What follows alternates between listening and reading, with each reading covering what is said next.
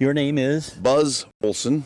And Buzz, I chatted with you a bit yesterday, and I found you had a very interesting perspective on the history of this whole activity, and Indeed. I wanted to have you share some of those things with us because you're a drummer, Yes, indeed. obviously, and I saw you talking on the microphone yesterday, so you were doing some of the announcing. Yes, I did. Yeah. Friday night, I announced the program. I managed to get some experience doing announcing when I used to work for Colonial Williamsburg Okay. back in late 60s, early 70s. And that's what really got me into the history end of fifing and drumming. Prior to that, I had been a drummer in Fife and Drum Corps from the time I was 11. Oh, okay. And You're from the New York State? I'm from Albany, New York. Okay. Yep, I started in 1956 in the Village Volunteers Fife and Drum Corps. Huh. And it was just lots of fun, okay? And it got me to places like Westbrook and Deep River, Connecticut to have jam sessions and parades and everything with all these wonderful people here. Westbrook is down here at the bottom of the Connecticut River, right on the Sound. Okay. Well, we're in Westbrook then, right? It's a town on the ocean, right?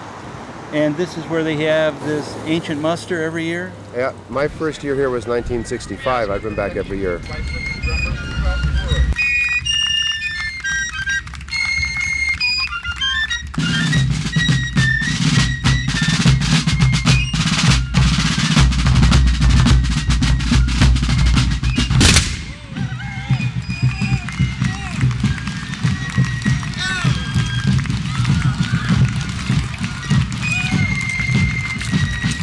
I'd like to have you tell me a little bit about this whole kind of movement, subculture, whatever.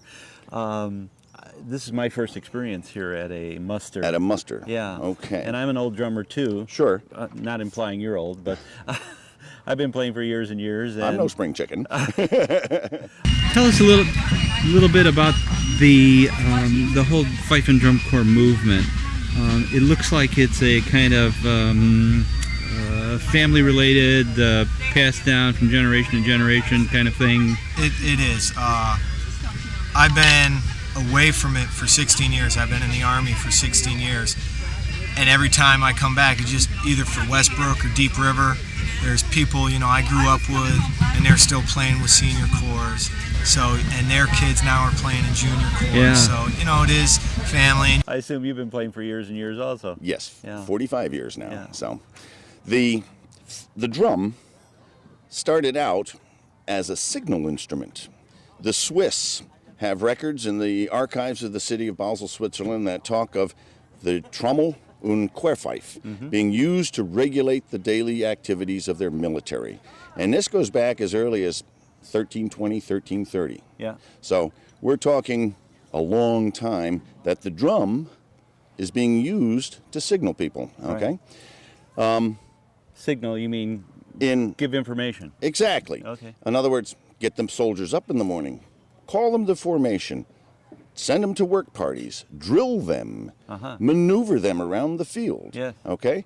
So the musical end of this was a secondary function, while the primary function of the drum was as signal. You were the signal corps. Of course, we had no PA systems in those days. No PAs, no bullhorns, no radios, no cell phones. Right. None of the modern conveniences that we have today.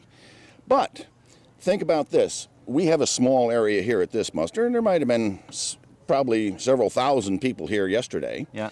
If you needed your adjutant, okay?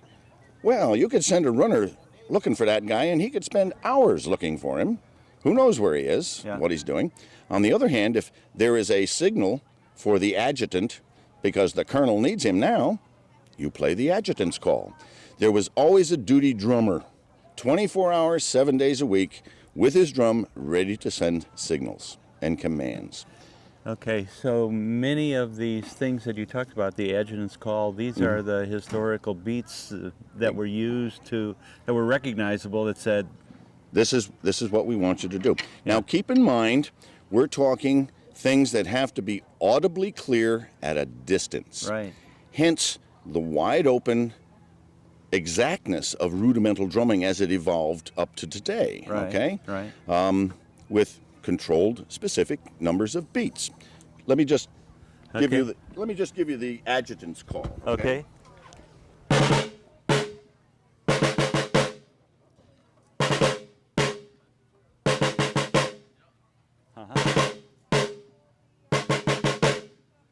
Now keep in mind, I'm playing on a muffled drum. Okay. Muffled drums didn't start muffling drums probably until the 1930s. Yep. Because the complexity of the rudiments began to get to the point where an unmuffled drum hid the complexities. Okay? Okay. Now, modern drummers today, they're so used to that nice, crisp, clean, dat, dat, dat, dat, dat. They call them Ricky Tick drums now. Ricky Tick drums, exactly.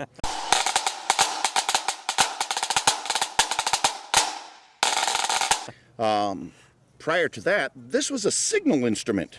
Yep. And it needed to be heard a long way. Right. Okay? Yeah. So consequently, you have wide open rudiments, and everybody had to learn the rudiments and the beatings so that when the signal was played here, a drummer down the line in the next camp would play the same signal, and the drummer in the next camp down would play the same signal, so that we were getting the information. And of course, that allowed us to spread word Yeah. through a large area in a very rapid manner for its time. Drummers were on duty 24 hours a day, 7 days a week. Yeah. And in that day and age, when you were a signal drummer, you didn't stand around and doodle on your drum, Yeah. because that was a superfluous noise, and the Army was trained to listen for that drum because it was their voice of command. Okay? Yeah. Yeah. So if a drummer was doodling on his drum when he shouldn't be, the cat o' nine tails came out and he got a licking. Okay? He could be sending some nasty signals. Well, it would be confusing to people because Gotcha. the idea was this is our communications and we don't need false communications being sent around or people saying, oh, what's that? What's going on? Keep your yap shut. Exactly, exactly. In 1492, while Columbus was sailing across the ocean looking for a way to the east, and he bumped into North America, Henry VII of England paid a small fortune to import 8 Swiss drummers to England to teach Englishmen how to drum and communicate. Now, Henry VII was known to be a tightwad, so for him to part with any sizable sum, well, it meant that this was buying him some tactical and strategical information. Now, if he can communicate with his troops via drums and doesn't have to worry about somebody waving a flag or go over there and tell them to do this, Yeah. time is saved. He Yeah. can move his troops like that, Yeah. okay? Yeah. So hence, the English began using the drums in that period to regulate their military. Yeah. Now, of course, we then get into the 16th century and we're starting the Great Western expansion into the New World, and the English came and the French came and they brought their drums with them. Uh-huh. We're now Americans, and we've been taught by English drum majors and English fife majors, and our militias interact with the English Yeah. because we're part of the same army until we hit 1770s. So then the American Revolution comes about, okay?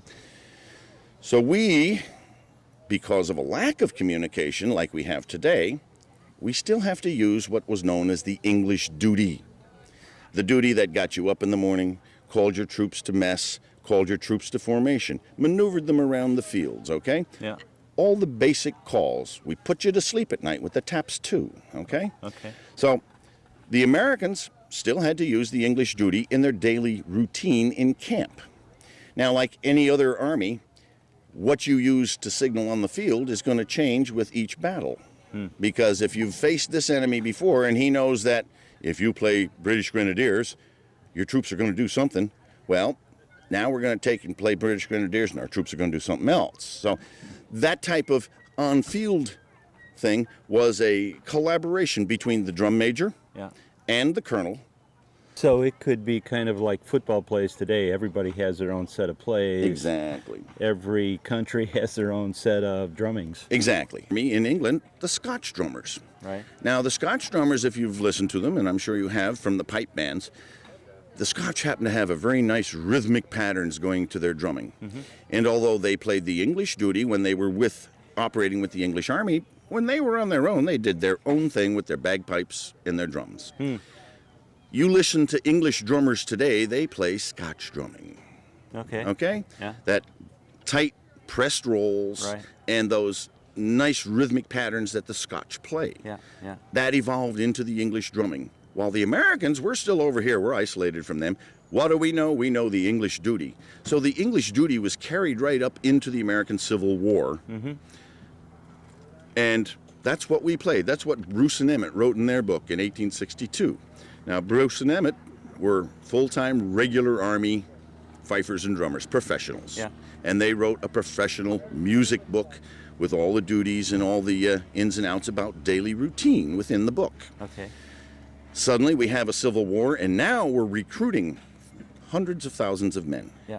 You also have to recruit and train thousands of drummers and fifers for that same communication system. Colonel H.C. Hart came up with a rote system to teach drummers. So you didn't have to teach them music, you had to teach them rhythmic patterns. For hundreds of years, drum majors taught drummers to play the drum using phonetics. Hence, we have the funny names for our rudiments. Right. The paradiddle, the ruff, the flam. Yeah. Now, mind you, the flam is, most people say flam, Right. and they think of it as a single item. Right. But in fact, the flam is a grace stroke Right. with a prime stroke. So it's flam. Right. The fa being the grace note, the lam being the loud stroke. Okay? Yep.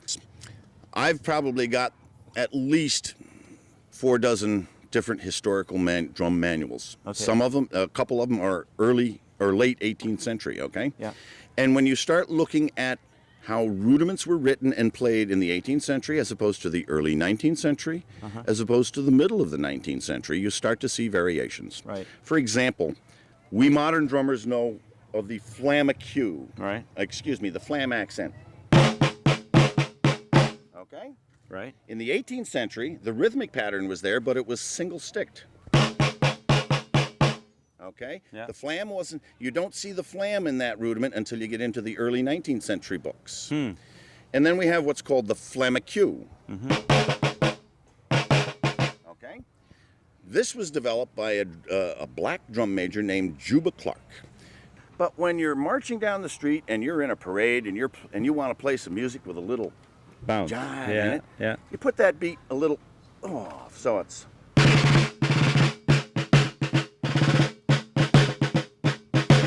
Okay? Putting that beat in a little different place to give it some jive. Syncopation. Syncopation. So now you start to see this rudiment around the 1850s. Really? Okay? Right. If you come to 1812, you come to Charles Stuart Ashworth, the first primary drum major for the U.S. Marine Corps Band and Fife and Drum Corps. Okay. He wrote a book, okay? Yeah. Now, Ashworth had what he called a triple paradiddle. And what you've got there is a...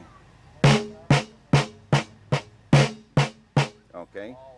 Tap, diddle, diddle, diddle, tap, diddle, diddle, diddle. Okay? Okay. Okay? Okay. That's different for me. Right. Yeah. And it's different for a lot of people here. Yeah. So, rudiments evolved over the centuries and became more and more sophisticated. And when you start looking at the daily duties that these guys played, and think about it, these drummers played this stuff every day of their life that they were in the Army.